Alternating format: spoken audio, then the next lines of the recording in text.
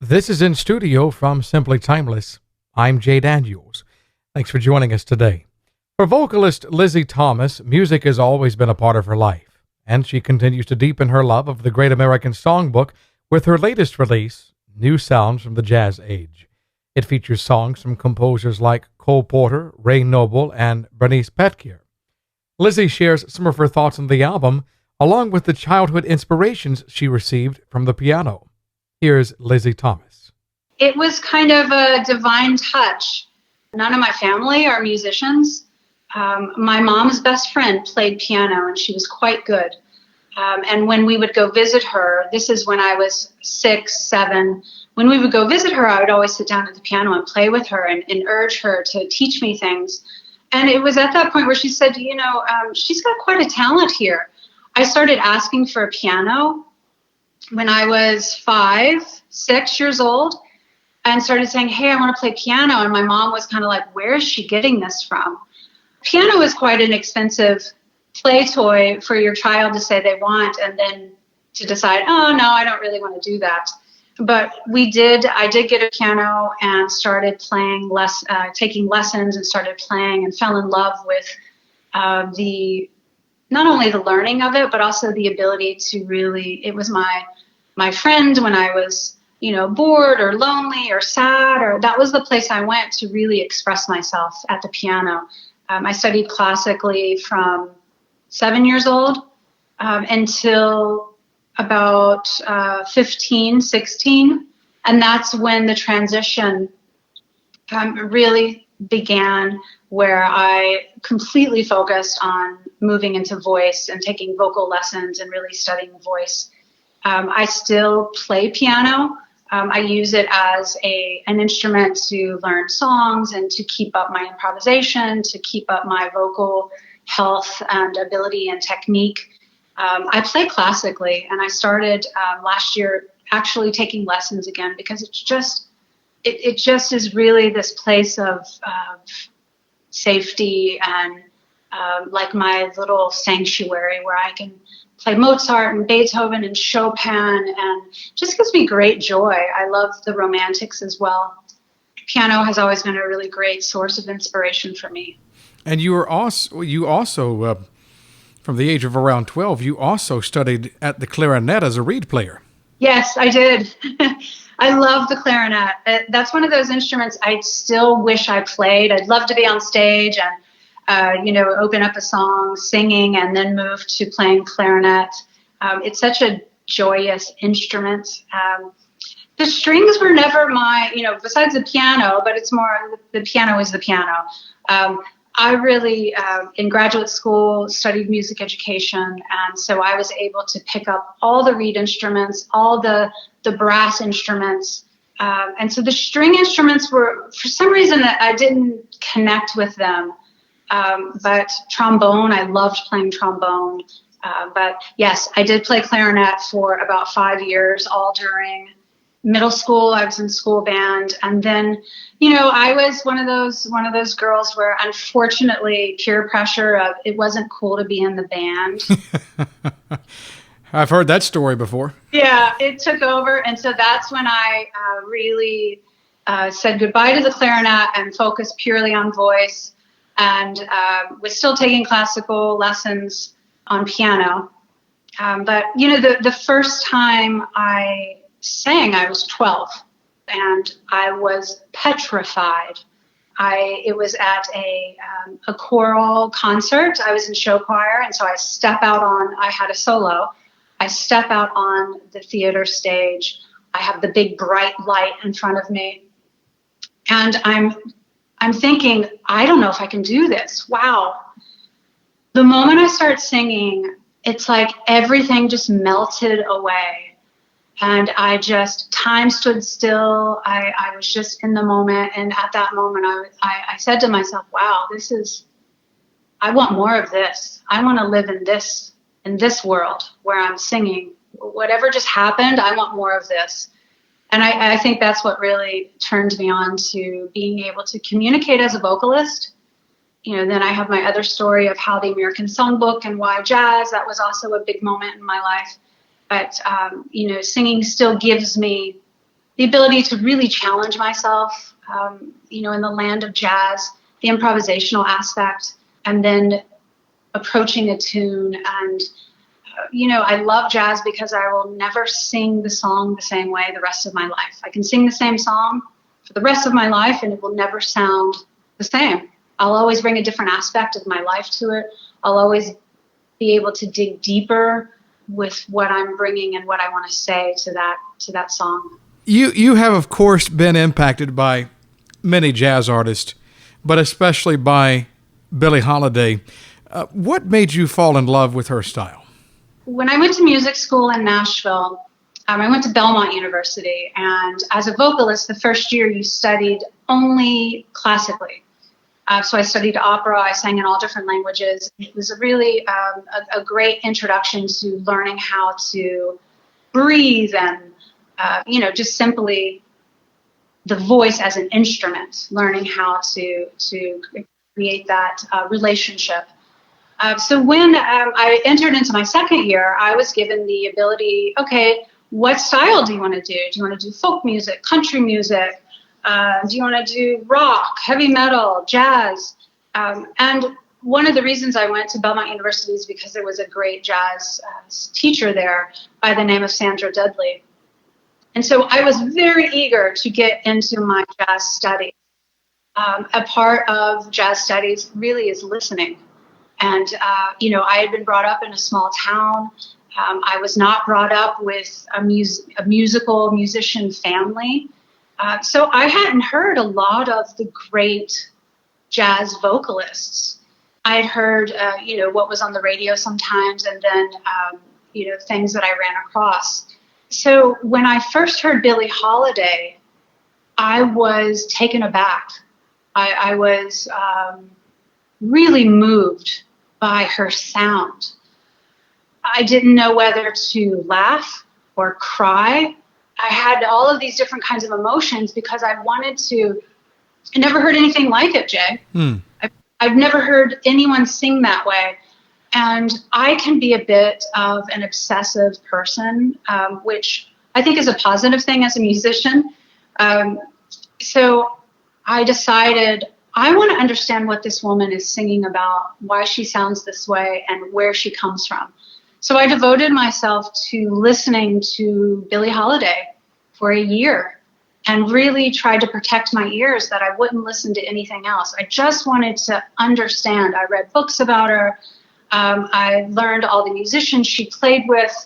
And once I felt like I had gotten this deep understanding of, wow, she's singing from experience. She's singing from her heart. She's singing from agony.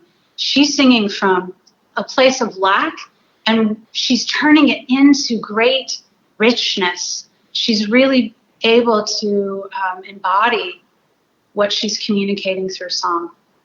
How do you feel that her performances and recordings have impacted your own vocal delivery? I think I learned how to phrase from Billie. Anytime I learn a new song, the way I approach it is I go straight to the lead sheet. I want to see exactly the melody that the composer wrote. I want to see the tune in its essence. I know a lot of people have different ideas of how to approach a song and how to sing a song, but I think as far as really understanding, or not understanding, but creating your own sound, you have to know the melody, you have to know the chord changes, you have to know the style that it was originally written in. And from there, then you're able to, then I usually look at lyrics. What is this song saying? How do I relate to this song? Do I relate to this song? And Jay, there's a moment too where sometimes I say, I can't get into this song, whether it's a lack of experience or I don't want to sing the song because I don't believe in the lyrical content. So I really look at the lyrics as poetry. And then I'm able to begin to start singing it myself. And then I start listening to other vocalists, other instrumentalists. I listen to a lot of horn players, take the tunes, and then I start building my own sound. in how I'm going to express that particular tune. So I think one of the things that I learned from listening to Billie Holiday was phrasing, and really understanding that you have to deliver a lyric that you really believe in. And if you don't believe in it, what's the point? When you put yourself into the music, when you go, here's an old phrase, when you go to put that recording to wax, what is it that you're trying to bring from inside of yourself to the outside that the listener will notice? That's a great question. I think it comes down to what I mentioned a little bit before, song choice.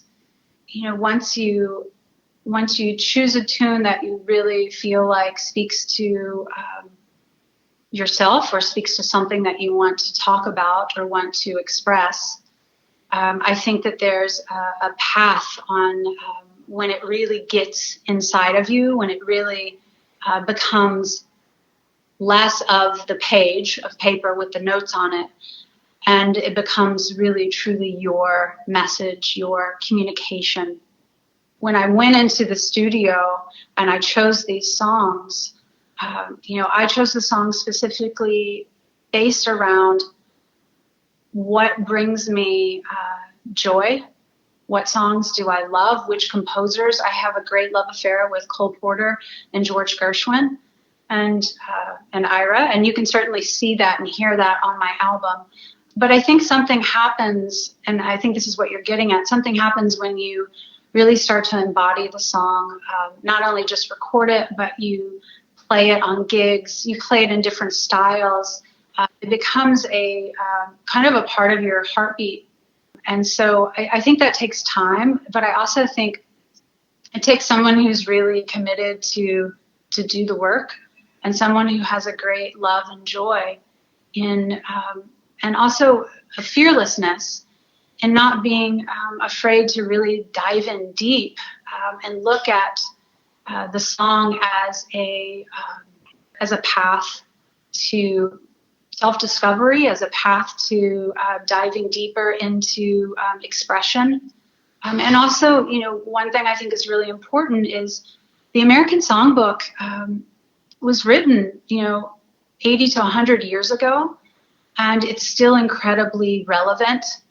And I think there's a part of the jazz community that really believes we need to preserve this music. We need to continue to present it in a way that the culture is able to hear it and wants to hear it. And, I think one thing that, or another thing that I find when I sing is I really want to communicate the joy, not only do I have as a vocalist, but that I have in these songs, and carrying on the legacy of the American Songbook gives me great joy. And also the brevity of it and the relevance of it. And I think that's why we still are looking at these songs, and we're still, releasing albums with these songs that have been done over and over and over, because I think they capture the American spirit. And as an artist, you're able to really dig in deep with any of these tunes. Since 2010, you've released 4 albums, and that does include your latest. The name of the album, New Sounds from the Jazz Age. And I do want to make a clarification. Many of these songs do come from around that particular era, the Gershwin, the Porter, the Berlin. But there's also one that you sneaked in called One Note Samba from the 1960s. But each of these are given a very unique treatment. In fact, listening to the way that the ensemble performs together, there is a hint of that so-called Prohibition era sound. We could go at it from the musical sound. We could also go at it from the legacy that you mentioned a moment ago. The title is New Sounds from the Jazz Age. What is new about these sounds that you and the ensemble have created? You're exactly right. Most of these songs are from that jazz prohibition era. And what I wanted to do was really put them in a different light. These are the songs that we know and we love, and that people, they kind of perk up when they hear, oh, Cheek to Cheek, I love that one. But I also didn't want to, I wanted to put my own spin on it. And I also didn't want to create an album that everybody's heard before. I enlisted incredible musicians, Jay Linhart, Russell Malone, John Coliani, Bernard Lynette. I mean, these guys are really, not to mention the others, Boots and Matt and Omar and Felix. These guys are at the top of their game, and they have been making music all their lives. So I think the new sound is really innovative arrangements, really looking at, like when you look at You'd Be So Nice to Come Home To, the beginning of that is not the verse. It's a song, it's a Frank Sinatra release. That's right. From Come Fly With Me. Come Fly With Me, exactly. To go traveling. Be so nice to go traveling. And so John, I think, is a great arranger in the fact that he was able to bring different feels and different ideas together in one song to portray this, quote, new sound. Another thing that's very special about this album, and it's quite a daring thing to do, is the fact that we recorded in a, quote, vintage technique setting. We were all in the same room. We did not use any booths. We didn't use any separation. I wasn't in a vocal room and the bass player in another room. You get what I'm saying? Yes. So it was a round circle. I was in the middle, and all of the guys were around me. And I think, the challenging part about this is it's like a live recording. You can't go back. You can't do overdubs. You can't say, oh, I don't like that line after you've recorded it. So there's also part of the title, New Sounds from the Jazz Age, is trying to create a new sound with these, not only through arrangements, but also through the recording technique. Say that a new listener discovered your album on Spotify, one of the platforms, and they gave it a listen. How do you hope that this album will introduce them to this music during this so-called jazz renaissance? Well, I hope that it, number one, inspires them to want to know more about the American Songbook, to want to know, to listen more to the style called jazz.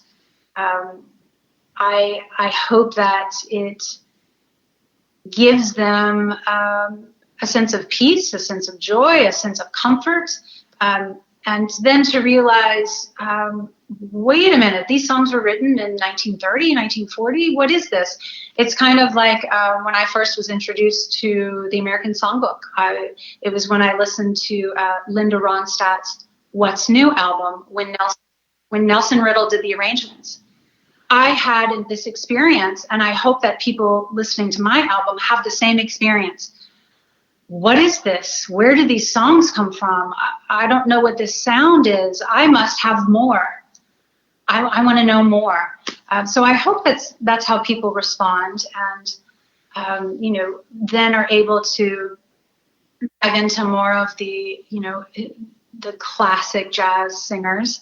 But maybe they won't. Maybe New Sounds from the Jazz Age has an ability to cross over and to reach into that more of the pop world, the folk world, where they're able to, they can really dig the guitar that Russell Malone brings to You'd Be So Nice to Come Home To. That's not a typical track in the, quote, jazz world. And so I do hope that they're able to hear new things and draw them back to the American Songbook and the style of what we call jazz. One last question for you, Lizzie Thomas. Mm-hmm. Why music? Oh, wow. Well, as I expressed, as a child, music was the only way that I could communicate. As an adult, as a woman and a female artist, it is my best communication. I think that music transcends words. I think it has an ability to bring people together. It doesn't matter if I travel internationally to a place that doesn't speak English and I don't speak their language. I can sing. and we are able to communicate. So I think music is the great the great balm, the healing balm, the soothing balm, the great. It's the great communicator. And so I think that's why music will always be relevant. It will always be important. It will always be the thing that is on the front end of a revolution, and is the thing that really, when we sit down, I think that's the essence of where we can really be at peace with ourselves. Lizzie Thomas, our in-studio guest this week from Simply Timeless. Her album is called New Sounds from the Jazz Age, and you can find more about it and other releases online at lizziethomas.net. That's Lizzie Thomas.net. Until we meet again, I'm Jay Daniels. Thank you for joining us in studio.